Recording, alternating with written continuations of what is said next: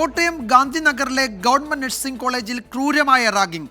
ഒന്നാം വർഷ വിദ്യാർത്ഥികളുടെ പരാതിയിൽ സീനിയർ വിദ്യാർത്ഥികളായ 5 പേരെ ഗാന്ധിനഗർ പോലീസ് അറസ്റ്റ് ചെയ്തു. കട്ടിലിൽ കെട്ടിയിട്ട് അതിക്രൂരമായി പീഡിപ്പിച്ചുവെന്നാണ് പരാതി. പ്രതികളായ വിദ്യാർത്ഥികളെ കോളേജിൽ നിന്ന് സസ്പെൻഡ് ചെയ്തു. കോട്ടയം ഗാന്ധിനഗർ ഗവൺമെന്റ് നഴ്സിംഗ് കോളേജിലെ ഒന്നാം വർഷ വിദ്യാർത്ഥികളായ 6 പേരാണ് ക്രൂരമായ റാഗിങ്ങിന് ഇരയായത്. 3 മാസം നീണ്ട റാഗിങ് സഹിക്കാനാകാതെ വന്നതോടെ ഇവർ പ്രിൻസിപ്പലിനെ വിവരമറിയിച്ചു.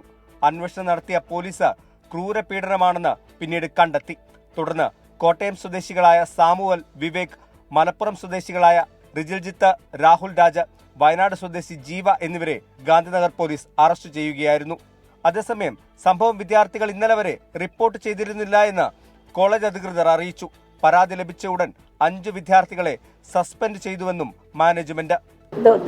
ദിവസവും തന്നെ റാഗിങ്ങിന്റെ എന്തെങ്കിലും വിഷയങ്ങളുണ്ടോ എന്ന് ക്ലാസ്സിൽ ദിവസവും ചോദിക്കുന്നുണ്ടായിരുന്നു.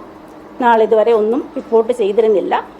ഇന്നലെ രാവിലെ ആ ക്ലാസ്സിലെ ഒരു കുട്ടിയുടെ പേരന്റ്, അച്ഛൻ, ക്ലാസ് ടീച്ചറിനെ വിളിച്ചാണ് റിപ്പോർട്ട് ചെയ്തത്.